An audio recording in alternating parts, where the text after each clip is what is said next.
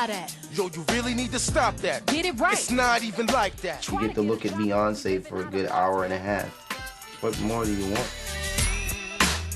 Girl, me and you together is a rap that girl. Drive round the town in a drop top girl, in a stop shop girl. Little more than dirty one rock that well, use a top top. Why do y'all think that they didn't want her filming with Sean Paul? Because in the video, it's clear that they probably was on the same island, but they did not film together at all. Because I guess everybody was waiting on a scene where they was dancing together.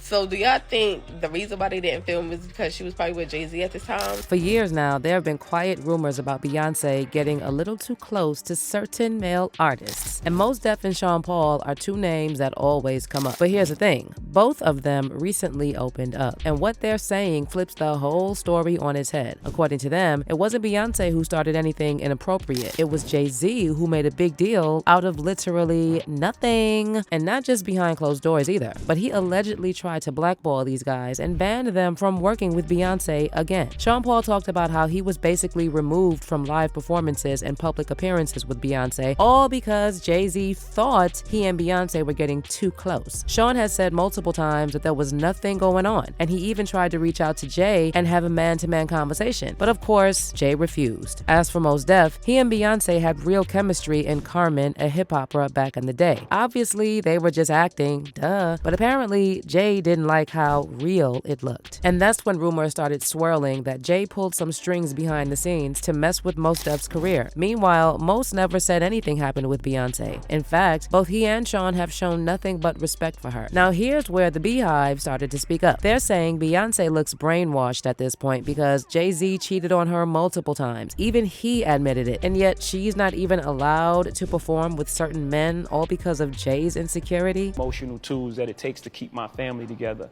And, you know, much like you, like I have a beautiful wife who was understanding and knew that I'm not the worst of what I've done.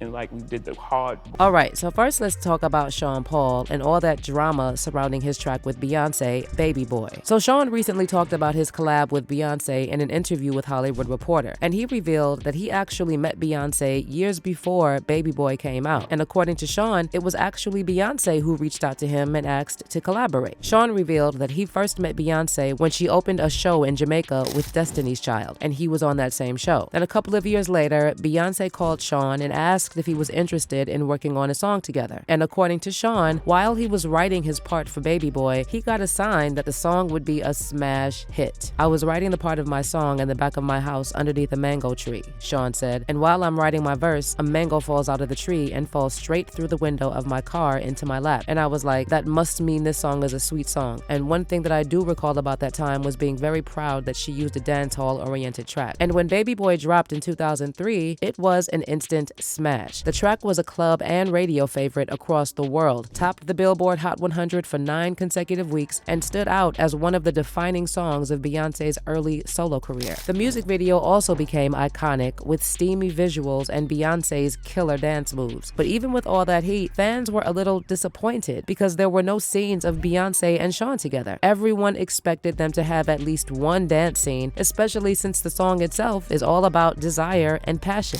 Instead, it looked like their parts were filmed completely separately, which felt off considering they had amazing musical chemistry. For a track that's all about being obsessed with someone, it was weird that there was no on-screen connection, and that's when the rumors started. Now, some insiders claimed it was actually Beyonce's dad, Matthew, who made the decision for Beyonce to film her scenes separately. But it later became clear that this was mainly down to Jay-Z feeling insecure. But one of the most talked about moments was at the 2003 MTV VMAs, where Beyonce performed Baby Boy, but without Sean Paul. What made this even weirder is that Sean was actually there watching from the audience, but he wasn't allowed to perform. Instead, after Beyonce did the Baby Boy part, Jay-Z got on stage and performed Crazy in Love with her. Honestly, Jay probably just got worried that if Sean performed with Beyonce first, everyone would see that they had way better chemistry than Jay and Beyonce ever did. Like, it would have been super obvious on stage, and Jay didn't want to deal with that. So instead of letting it happen, 2017, he allegedly used his connections to keep Sean off the stage and out of the spotlight. But here's the real crazy part. Years later, Sean revealed that he was originally supposed to perform with Beyonce that night, but plans were changed last minute. He said he was kept in the dark and given no real explanation. In a 2022 interview with the Daily Beast, Sean said, "I'm sitting there in the crowd with my present wife, and Paris Hilton is sitting in front of me. Beyonce is coming down the stairs singing the song, and Paris Hilton turns to me and goes, 'Why aren't you up there?' It was embarrassing and weird." Sean also revealed that he and Beyonce had already discussed doing rehearsals for the song, but then on press day, he heard somebody rehearsing Baby Boy. So I'm like, what's going on? Sean said, "We went to the label and they were like, yo, they're not gonna do the song with you." Sean was furious, but Beyonce and Jay-Z didn't want to talk to him about this. So Sean decided to send them a clear message that he wasn't about to let them play with him. Just one day after the VMAs, Sean was supposed to perform with Beyonce in Washington, D.C. But this time, he was the one who canceled last minute. "I went there, did my show, and then waited around for a while, and I got pissed off," Sean said. "They were like, there are 3,000 influential people waiting out there for you to do it." And I was like, there were 50 million people watching the VMAs. I'm not doing it. And I left. That was the last time we did the show. To be clear, Sean never directly accused Jay-Z of anything. And you can't blame him, because he probably knew Jay could blackball him if he said something publicly. But behind the scenes, industry insiders were whispering that it was Jay who pulled the strings to block Sean from getting on stage at the VMAs. As for the romance rumors about Sean and Beyonce, Sean said Beyonce actually complained that the stories would affect her negatively. And since Sean never tried to make a move on Beyonce, he wanted to clear things up and even asked her to tell Jay-Z they could meet and have a one-on-one conversation. But Jay didn't want to meet Sean, and instead, he pulled more sneaky moves to sabotage him. So Sean and Beyonce only performed Baby Boy 3 times together. And Sean said the affair rumors started after their second time performing the song ever in LA. And he said something strange happened that night as his microphone was turned off. In the rehearsal and everything was good,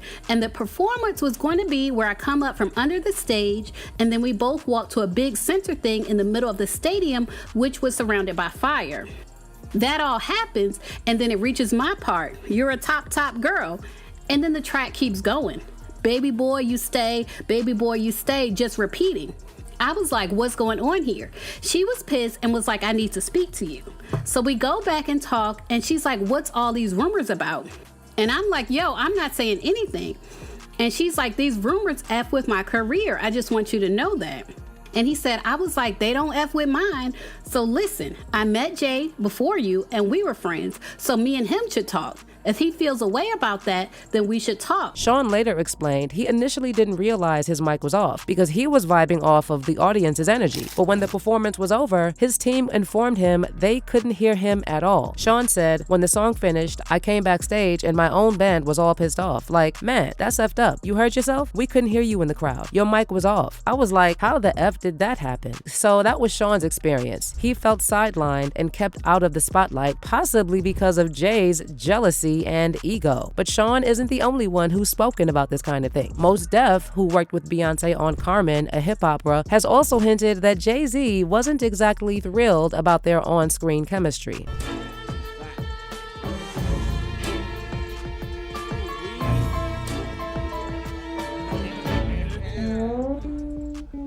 And apparently, Mos Def's close connection with Beyonce didn't sit well with Jay, with some insiders even saying Jay tried to sabotage Mos's career after that. Just like with Sean, it seems like any hint of Beyonce having chemistry with another man, even professionally, was enough to set Jay off. And while Jay never discussed Mos directly, after all, we all know he likes to move in silence while acting unbothered in public, Mos was a little more vocal about his dislike of Jay. For instance, Mos has publicly questioned Jay-Z's self-proclaimed title as the greatest rapper alive, and he said that other artists like Rakim and Slick Rick deserve more recognition than Jay. Mos explained in an interview that he was confused when he heard Jay say he's the greatest living rapper, and according to him, Jay hasn't done enough to back up those claims. Mos said, if you saying that, that's a trade claim. If you saying that, you saying you better than Slick Rick, who's still very alive and well? You saying you better than Rakim? You saying you better than Black Thought? People making that claim have never been in a position to defend that in an open open forum. He also added, "I'm not talking about making a diss record or trying to go in on somebody's girl. When people start coming out and making claims they're gonna have to defend, like, who have you had to defend them against? It's certainly been with people not on your level." On top of that, Mos Def has publicly criticized Jay-Z's involvement in the construction of the Barclays Center, which led to the displacement of local residents and businesses in Brooklyn. Mos even wrote a poem criticizing the project and accusing Jay of profiting from gentrification. And the poem includes lines referencing Rock Nation. "They arrive in they best, then it get worse. Dull scissor, soft ribbon, artery burst. It's simpler to kill a stranger than it is to slay a neighbor. Decree, hail the no-nation beast, whose shadow alone buries homes and swallows streets." So yeah, it's safe to say Mos isn't exactly a Jay-Z fan. There's another point I want to raise here, and that's how Jay had the nerve to act like a jealous control freak while he was out here cheating on Beyonce left, right, and center. Like, talk about gaslighting on a whole new level. And when he finally owned up to being a cheater, he went on his press tour, turning his mess into some so-called healing journey and selling it like he's some wise guru breaking the cycle. And get this, Jay even praised Beyonce's strength for sticking with a cheater. Really? Women who stay with cheaters are strong, according to Jay-Z? If the roles were flipped and Beyonce had cheated, we all know he wouldn't be called strong card. He'd be called a simp or worse. And can you even imagine if Beyonce actually admitted to cheating on Jay-Z? Do we honestly believe Jay would forgive her and stick around for the family? Please. Now, I'm not saying Beyonce is completely clueless. She most likely knows this marriage is a business deal first and foremost. But it's still weird how Jay-Z managed to gaslight everyone that a woman staying with the cheater is what's best for the family. Anyway, let me know your thoughts on all this. Do you believe Jay actually sabotaged Sean Paul and Mos Def over those Beyonce affair rumors? And what do you think is the main reason Beyonce stayed with Jay after all the public humiliation? Drop your comments below and don't miss this next video.